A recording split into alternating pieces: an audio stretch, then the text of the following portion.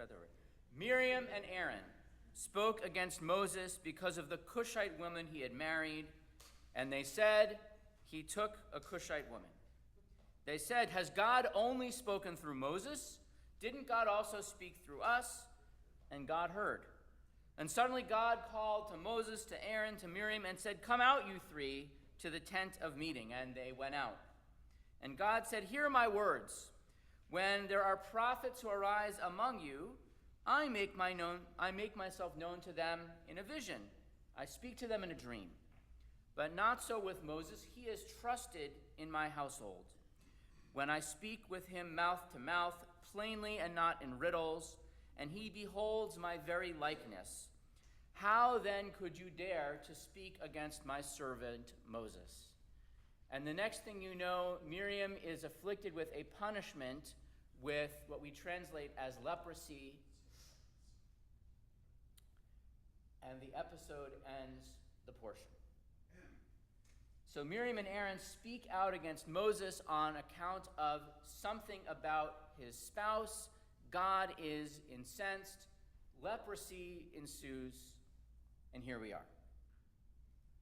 A question that I want to pose to you today is not with the bulk of the story, but the beginning of the story.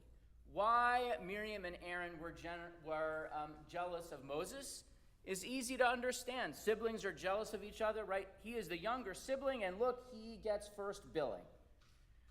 My question is actually a more narrow one, but one which actually has implications for us today and even with things that are going on this week, which is, what are they actually complaining about? What is it they are saying about Moses, about his wife? What is that all about?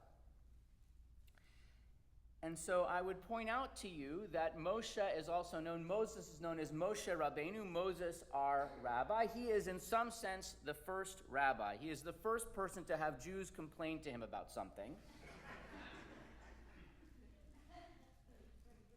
They don't like the Kiddush. I mean, it's really no different. We want quail. But the complaint that his siblings bring is something to do with not him, but with his family and his spouse, the Cushite woman. So what is this? So Rashi explains that Cushite in Hebrew can mean African or can mean beautiful. There's a link between those words. So in essence, they are saying, get a look at the Rebbitzin. And so there are different commentators, though, make different assumptions about who she was and what it was that the kvetch was that they made. So, for example, Rashi goes on to say, what was the complaint? That because he was a prophet who was at the highest level and he needed to be available for God at all times, he was always on duty, and that meant that he was neglectful of his wife and of different aspects of their relationship. So they explain that the previous story right before this is that there are two Israelites, Eldad and Medad, who are prophesying in the camp. And when Zipporah, Moses' wife, Midianite wife, hears this, she explained, woe to their wives, because if they're going to be prophets, let me tell you what it is like to be the wife of a prophet. And Miriam heard her say this, and that's why she and Aaron brought this complaint. And in fact, we see that Moses leaves Zipporah behind when she goes to take the Jews out of Egypt. That she is not a major figure in the rest of the Torah. And so perhaps the understanding here is that we know that Zipporah is a Midianite. She's the daughter of Yitro of Jethro. And the Midianites were an African people, and so they're saying, look, he is not treating her right. And it reminds me, there's a story, Rabbi comes home very late one night, lipstick on his collar, smelling of cheap perfume, and Rebbitzin says, Rabbi, where have you been? He says, he's furious. He's like, I'm sorry, I need to explain. So after Minyan, we went to this club, and there were women there, and things got out of hand. I'm so sorry. You have to forgive me. She's like, liar, you were at the synagogue again.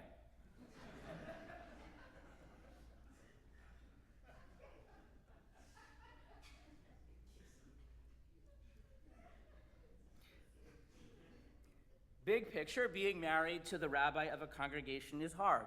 Just ask my wife, right? Although she would probably say that being married to me was hard even before that.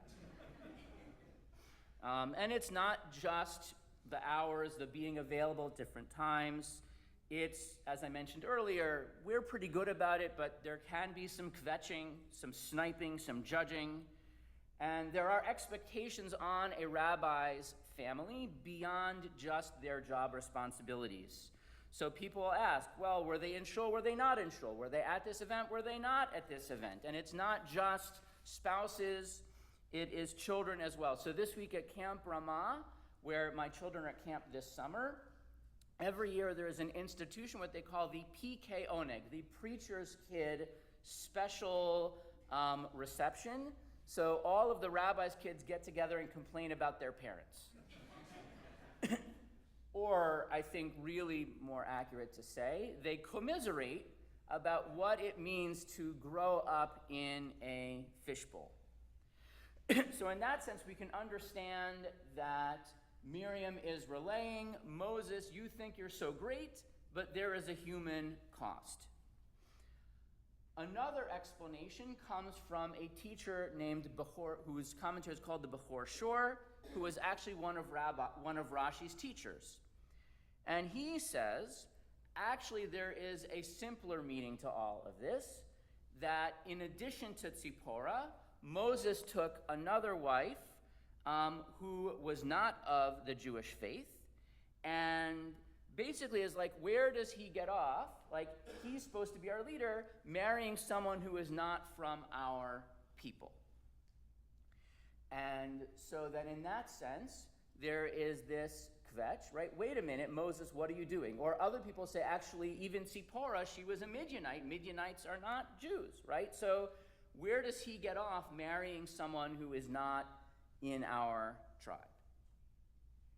And so this version of the complaint actually came up in a surprising way this week. So for those of us who follow the Jewish news, the Hebrew Union College, I see a nod from over there, announced that they are changing a policy. For many years, their policy was that if you were going to be admitted to the rabbinical school to be a Reform rabbi or trained as a Reform rabbi, if you were going to be partnered, that partner had to be Jewish. And by the way, even if you were LGBTQ, it didn't matter what gender, your partner could have any adjectives, any pronouns they want, as long as the adjective is Jewish. And they now said that they would admit and ordain students who are intermarried or were headed in that direction. And so just for those of you keeping score, there are 5 major non-Orthodox rabbinical schools in the United States. RRC, the Reconstructing School, did it years ago. Hebrew College, which is an interdenominational school in Boston, allowed it last year. And so the only ones that are left are the 2 conservative rabbinical schools, New York and LA. There are some smaller ones, and there are some like mail order places, but a major shift, right? The school that trains more non-Orthodox rabbis than any other has made this change. And so in talking to colleagues, it will not surprise you to hear that people have feelings about this. And so they justified the explanation, they justified this change by saying, well, for every student, that basically they are turning away good students who would otherwise make excellent rabbis for their movement because of this policy. And so I have to say, understand where they're coming from, because we actually have someone on our staff. I don't know how many of you have met Valerie Chambers. She is our Director of Community Connections. She is doing amazing things in our congregation, connecting people, creating small groups, bringing people together. And she at one point, and she is married to someone who is not Jewish, and she was considering going to rabbinical school, and they said, this is over a decade ago, don't bother. She got a master's instead, and she has been serving the Jewish community. And she is an asset to our community, right? And I think there are communities for which she might have even have been a good rabbi. but perhaps not ours. On the other hand, even just hiring her, I technically went against a tshuva, a position of the Committee on Jewish Law and Standards, because there's actually a paper from the 80s that says that a conservative synagogue may not hire someone who is intermarried for any role in the congregation. But the truth is, we were doing that even before I got here. So everyone knows Sarah. People like Sarah more than they like me, frankly, right? So, I mean, she's married to Helmut, right? But the truth is, right, there are jobs within a synagogue where who you are, let alone who you are married to, does not matter. So, for example, some of you may have been around long enough to remember Richard Halliburton. So Richard was a good old boy from Tennessee. He is an amazing soul. I stay in touch with him. And he knew about kosher and mikveh maintenance than a lot of rabbis, frankly. Right? I would trust him to be miyashgiach at our next event more than I would trust a lot of other people. But the truth is, there are a lot of people who are amazing for our congregation who should not serve in the role that somehow being a rabbi is different. Right? So, for example, let's say you ran into Natalie Sarnat in the drive-thru at the Chick-fil-A on Shabbat. My first question to you would be, well, what were you doing in the drive-thru of the Chick-fil-A on Shabbat? But that is why she is executive director Natalie Sarnat and not Rabbi Natalie Sarnat. So I would suggest to you that in the conservative movement, that a Jewish person choosing a Jewish partner is very much an important value. Now, by the way, that doesn't mean we are not open, right? So I am happy to have someone come for Shabbat dinner if they drove there, right? I'm happy to have someone come to Shabbat services even if they are planning to eat a cheeseburger afterwards. Observing one mitzvah, being holy and being close to God in one way, is fun. Like, don't let one way in which you are off the path dissuade you from being on the path in every other way, right? None of us is perfect. On the other hand, and I think there are 2 points here. One is that I think in any movement, a rabbi has to be a role model, has to be a standard bearer, right? There's an expectation that rabbis are not perfect, I mean, except for me, of course, right? But that rabbis, at least the big ones, despite what my mom might tell you, right? Rabbis, right? At least the most important priorities we are doing our best to meet, right? Because how can we teach others something that we ourselves are not trying to live up to? And so, also, and this is sort of the second part, that if a rabbi serves a role where their family, whether they like it or not, is a part of what they do.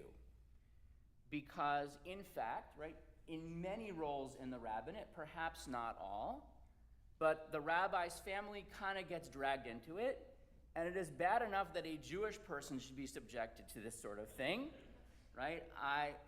Someone who is not Jewish, who is married to a rabbi, could well become an anti-Semite.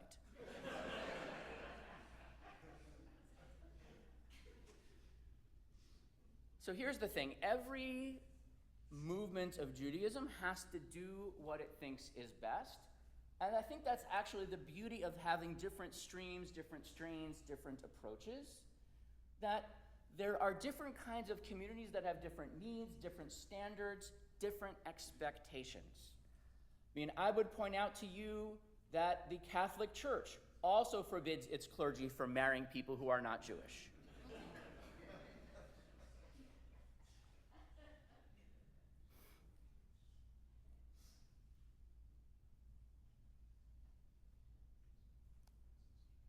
And so, I don't know how this will all shake out. One rabbi who was interviewed who said, they may pick up more students, but there are people who now won't come because of this policy change. I don't know. I have problems of my own. But what I would say is that each community, each stream, each thread of Judaism has to be true to who it is and who it is trying to be and live up to its values, not just because of expediency, but because that is what it means. So if the Reform movement really believes that Jews marrying Jews is not a relevant value, then there's no reason to hold that flag. There's no reason to die on that hill. In the conservative movement, at least as of today, we are trying to hold, as is our way often, we're trying to hold on to two things at once.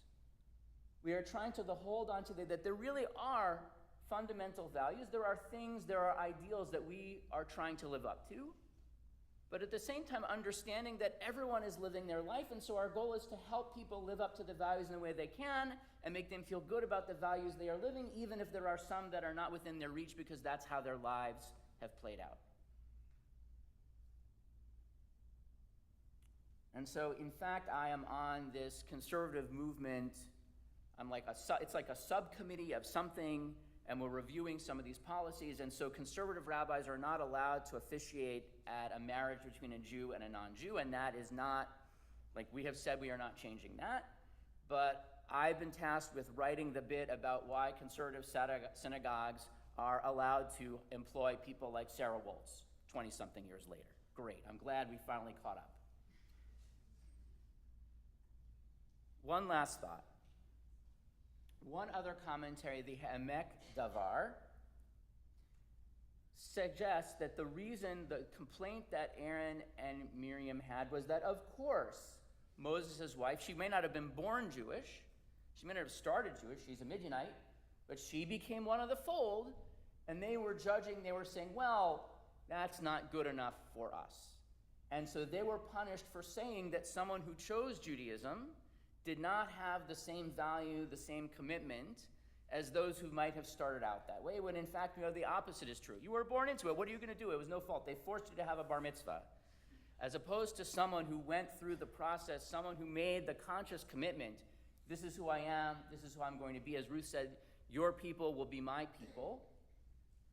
That is something that cannot be denigrated. That is something that, if there are one of the few things that are off limits, that casting aspersions on someone who has chosen Judaism is it. So Aaron and Miriam get into trouble for making a fuss about someone else's personal life. And as we think about this issue in general, I think looking over somebody else's shoulder at what they did in general is a recipe for leprosy. And it's not for me to judge whether this was the right call or the wrong call for the Reform movement, because they are following a different approach to Judaism. They are doing it the way that they think is best. And I have to respect their choosing a path that they hope will reach Jews, including many Jews who I have no hope of reaching. And I would hope that rabbis with other kinds of hats and beards and whatever think the same of me. Shabbat Shalom.